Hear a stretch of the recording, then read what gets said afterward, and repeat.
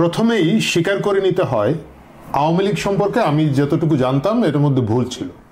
ভুল ছিল এই কারণে, কারণ হুট করে তারা যখন কর্মসূচি ঘোষণা করলেন ফেব্রুয়ারি মাস জুড়ে, আমার একটা ধারণা ছিল যে হয়তো হরতালের আগে পিছনে কিছু একটু মিউ মিউ করবে, কারণ এর বাইরে এদের আসলে কিছু করার থাকবে না। এদের কর্মী নামানোর কোনো অবস্থা এখন নাই, নেতারা পলাতক, কর্মীরা বাড়িঘর ছাড়া, এবং তাদের সেই রিসোর্সগুলো নাই।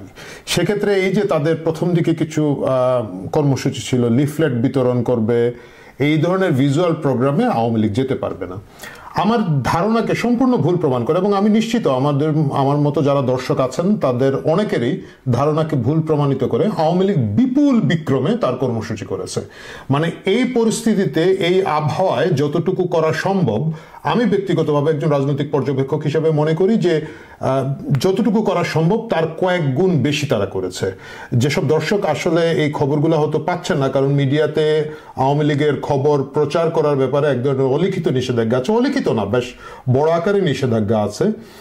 তারা হয়তো ফেসবুকে আওয়ামী লীগের যে অফিসিয়াল ফেসবুক পেজ আছে সেটা যদি আপনারা দেখেন তাহলে দেখবেন বিভিন্ন জায়গায় কর্মসূচি পালিত হচ্ছে এবং প্রকাশ্যে তারা গিয়ে লিফলেট বিতরণ করছেন। এত এত জায়গায় এটা হচ্ছে যে এটা আসলে নিয়ন্ত্রণ করা বর্তমান সরকার এবং বর্তমান সরকারের যে সমর্থক রাজনৈতিক গোষ্ঠীগুলো আছে, জাতীয় নাগরিক কমিটি, বৈষম্য বিরোধী ছাত্র আন্দোলন এবং তার পিছনে থাকা জামাত, বিএনপি সহ অন্যান্য রাজনৈতিক সংগঠন যারা আছে, তাদের পক্ষে নিয়ন্ত্রণ করা সম্ভব হয় নাই। যদিও তারা হয়তো কিছু জায়গায় চেষ্টা করেছেন, দু এক জায়গায় আমরা দেখেছি দু একজনকে ধরতে পেরেছেন এবং ধরার পরে তাদেরকে অবভিয়াসলি মারধর করেছেন, এটাই খুব স্বাভাবিক প্রতিক্রিয়া।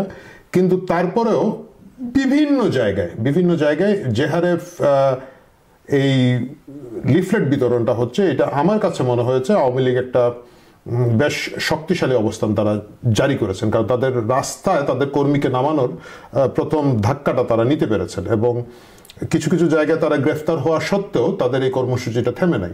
ব্যক্তিগতভাবে আমি খুব আশ্চর্য হয়েছে এই কারণে, এর মধ্যে অনেকগুলো কারণ আছে। প্রথম কথা আমি আগেই বলেছি, নেতারা পলাতক, কর্মীরা বাড়িঘর ছাড়া, প্রচুর মামলা হচ্ছে এবং এটাই রাজনৈতিক পট পরিবর্তন, বিশেষ করে এইবারের রক্তক্ষয়ী রাজনৈতিক পট পরিবর্তনের পরে এটা খুব একটা অস্বাভাবিক ছিল না, সেটা হয়েছে।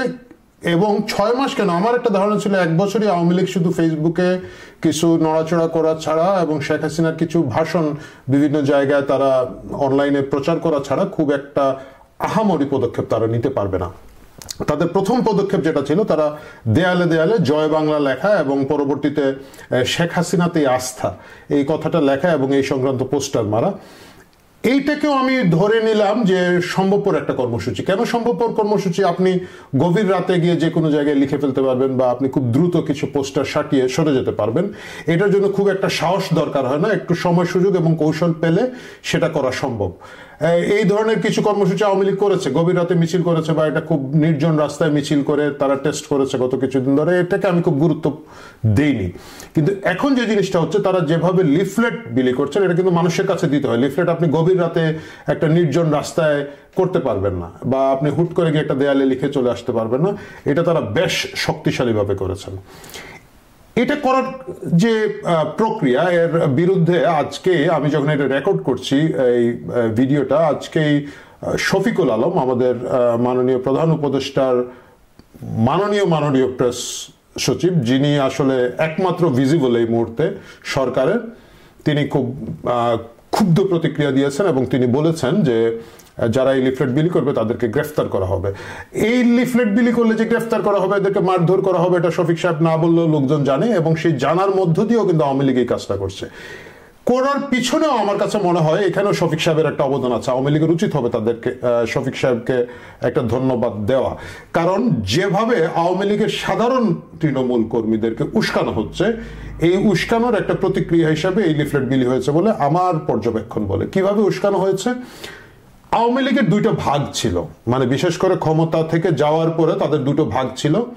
একটা ভাগ হচ্ছে সকল সুবিধাবাদী লোক, যারা গত 15-16 বছর সুবিধা পেয়েছে, তারা প্রশাসনিক সুবিধা নিয়েছে, তারা সরকারি সুবিধা নিয়েছে, ব্যবসা নিয়েছে, প্রভাব প্রতিপত্তি নিয়েছে। এবং আরেকটা গ্রুপ ছিল, এরা কিছুই পায় না, না খাওয়া ভুকানাঙ্গা আওয়ামী লীগ কর্মী, তারা একেবারে তৃণমূলে সিটিয়ে গিয়েছিল।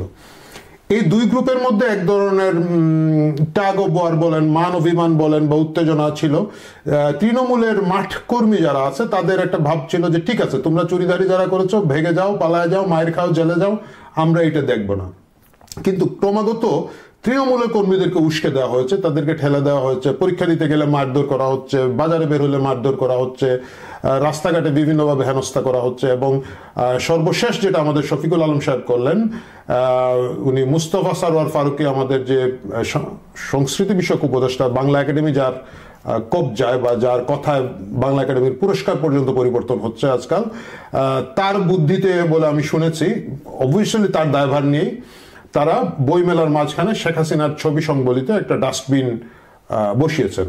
ঠিক আছে, আমি রাজনৈতিক কর্মসূচি হিসাবে তারা বসিয়েছেন পর্যন্ত এক ধরনের প্রতিক্রিয়া, কিন্তু রাষ্ট্রের একটা গুরুত্বপূর্ণ পদে থেকে ডক্টর ইউনূসকে যিনি রিপ্রেজেন্ট করেন, তিনি সেখানে গিয়ে যখন কি বলে আবর্জনা ফেলে সেটা ফেব্রুয়ারির 1 তারিখে ফেসবুকে প্রচার করলেন, এইটা ট্রিগার্ড করেছে। এটা সাধারণ তৃণমূল কর্মী যারা, তাদের কাছে হয়তো এটাকে ব্যক্তিগত, আমি ফেসবুকের যে এতটুকু প্রতিক্রিয়া দেখেছি, তাদেরকে ব্যক্তিগত অপমান হিসেবে নিয়েছে। এবং এটাই আমার কাছে মনে হচ্ছে এই লিফলেট বিলি করাটাকে আরো এগিয়ে দিয়েছে। এবং আপনারা দেখবেন ইদানিং আওয়ামী লীগের নেতা কর্মীরা প্রথম দিকে যারা গ্রেফতার হতো, তারা কিন্তু একটু ভয়ে আশঙ্কার মধ্যে থাকতো এবং বেশ চুপচাপ গ্রেফতার হতো, কিন্তু এখন মনে হচ্ছে খুব হাসি মুখে, খুব আনন্দের সাথে তারা জয় বাংলা বলছে, ভিক্টরি সাইন দেখাচ্ছে, দেখিয়ে তারা জয় বাংলা স্লোগান দিয়ে কিন্তু গ্রেফতার হচ্ছে। এই যে সাহস তৈরি হয়ে যাওয়া, এই যে আওয়ামী লীগের ঠিক 6 মাসের মাথায়, এই ভিডিওটা আপনারা যখন দেখবেন তখন আওয়ামী লীগের ক্ষমতা থেকে চলে যাওয়ার 6 মাস হয়েছে। 6 মাসের মাথায় এই যে কামব্যাক, এইটা কিন্তু খুব সিগনিফিক্যান্ট এই অবস্থায়, এই রাজনৈতিক অবস্থায়। দুটো কারণ, একটা কারণ হচ্ছে যে ডক্টর ইউনূসের নেতৃত্বাধীন তত্ত্বাবধায়ক সরকার অর্থনীতি, আইন শৃঙ্খলা, এই সব কিছুতে যেভাবে ফেল করছেন, কলাপস করছেন, এটা মানুষের মনে এক ধরনের ক্ষোভ তৈরি করেছে। যদিও শফিক সাহেব বারবার বলছেন যে কি এর সমস্যা, কোনো সমস্যা নাই, আমরাই তো সবচেয়ে সফল সরকার, বাট মানুষের মনের মধ্যে এটা নাই। এই কারণে এক ধরনের নীরব সমর্থন তৈরি হয়েছে, এবং সেই নীরব সমর্থনের উপরে ভর করে আওয়ামী লীগের ফার্স্ট টায়ার নেতাকর্মীরা মাঠে নেমে গেছেন, তারা লিফলেট বিলি করছেন। এটার দীর্ঘমেয়াদী প্রতিক্রিয়া যেটা হবে, সাহস এবং ভয় দুটোই কিন্তু সংক্রামক। যতক্ষণ ভয় ছিল, ভয়ের সংক্রমণ ছিল, কিন্তু এখন যেহেতু সাহসের জায়গায় চলে আসছে এবং আওয়ামী লীগ তার ফেসবুক পেজ এগুলোকে বারবার প্রচার করছে, যেসব এলাকায় আওয়ামী লীগের নেতাকর্মী চুপ ছিলেন বা ভয়ে পাচ্ছিলেন বা বিতৃষ্ট ছিলেন, বিশ্রামে ছিলেন, পালিয়েছিলেন, তারাও কিন্তু এটাকে সেকেন্ড ধাপে নিয়ে যাবে। এবং এইটা যদি হয়, আমার ধারণা আওয়ামী লীগের পরবর্তী যে কর্মসূচিগুলো আছে, 18 তারিখের হরতাল, 16 তারিখের অবরোধ সহ, সেগুলোতেও তারা সিগনিফিক্যান্ট ভূমিকা রাখবেন।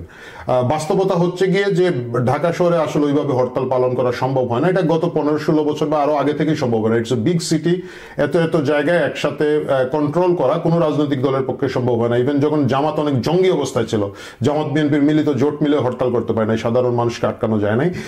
সেটা হয়তো এত যাবে না, কিন্তু একটা পলিটিক্যাল ইম্প্যাক্ট তারা তৈরি করবেন বলে আমার এই মুহূর্তের পর্যবেক্ষণ। যেটা গত 5 দিন আগে যখন আমি প্রথম ভিডিওটা, এর আগের ভিডিওটা আপলোড করে, আমি বিশ্বাসই করি নাই যে এরা লিফলেট বিলি করতে পারবে। এই সিগনিফিক্যান্ট জায়গায় যদি শফিকুল আলম এবং তার মতো যারা আছেন তারা যদি ক্রমাগত উস্কাতে থাকেন, আমার কাছে মনে হয় সামনে আরো সংঘাত বাড়তে পারে, এবং সেটা খুব দুঃখজনক একটা ঘটনা হবে। কারণ সংঘাত বাড়ার বিভিন্ন কারণ আছে। আমি দেখলাম যে যেভাবে নিয়ন্ত্রণ চলছে, এই যে বললাম আওয়ামী লীগের খবর তো পত্রিকায় দেওয়া যাচ্ছে না, কিন্তু আওয়ামী লীগ নিষিদ্ধ সংগঠন নয়, তো তাকে আপনি নিষিদ্ধ করবেন না, কিন্তু তাকে দিতে পারবেন না, তার লিফলেট দিলে বিলি করবেন, এবং একটা অফিসিয়াল যুদ্ধ ঘোষণা করা হচ্ছে সরকারের পক্ষ থেকে, হুইচ আমার কাছে মনে হয় যে তাদের জায়গা থেকে, সরকারের জায়গা থেকে তারা ঠিক আছেন। কারণ হচ্ছে তারা তো আওয়ামী লীগকে পরাজিত করে এই ক্ষমতায় এসেছেন, সো তারা তাদের যে বক্তব্য দিচ্ছেন এটা খুব ঠিক আছে, কিন্তু তারা যেভাবে উস্কানি দিচ্ছেন এটা অনেকটা হয়ে গেছে।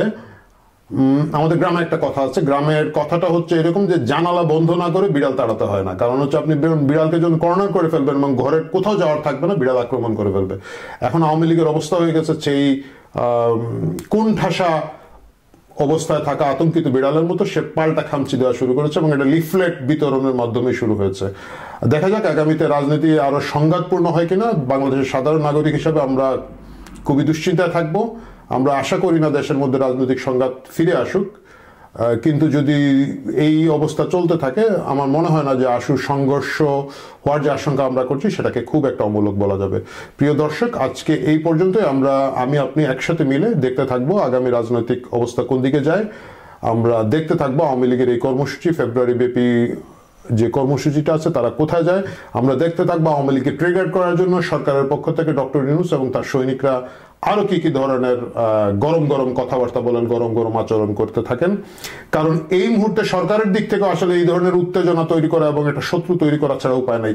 সবকিছু এত কলাপস করেছে, এর থেকে দৃষ্টি সরিয়ে দেওয়ার জন্য তাদের একটা ঘুষি মারার মতো একটা কাকতাড়ুয়া দরকার। তারা আওয়ামী লীগকে টার্গেট করে সেটা করার চেষ্টা করছেন এবং আওয়ামী লীগ একটা পুরনো এবং বৃহৎ দল হিসাবে তারাও তাদের মতো করে যদি রিয়াক্ট করা শুরু করে, সবকিছু মিলিয়ে আগামীতে রাজনৈতিক অবস্থা আজকের থেকেও বেশি অশান্ত হবে, আজকের থেকেও বেশি অস্থিতিশীল হবে, সেই আশঙ্কা থাকলো। বাট আমরা সকলেই আশা করবো শান্তি আসবে এবং আমরা সকলেই এটা পর্যবেক্ষণ করতে থাকবো। কথা হবে পরের পর্বে অন্য কিছু নিয়ে। ভালো থাকুন।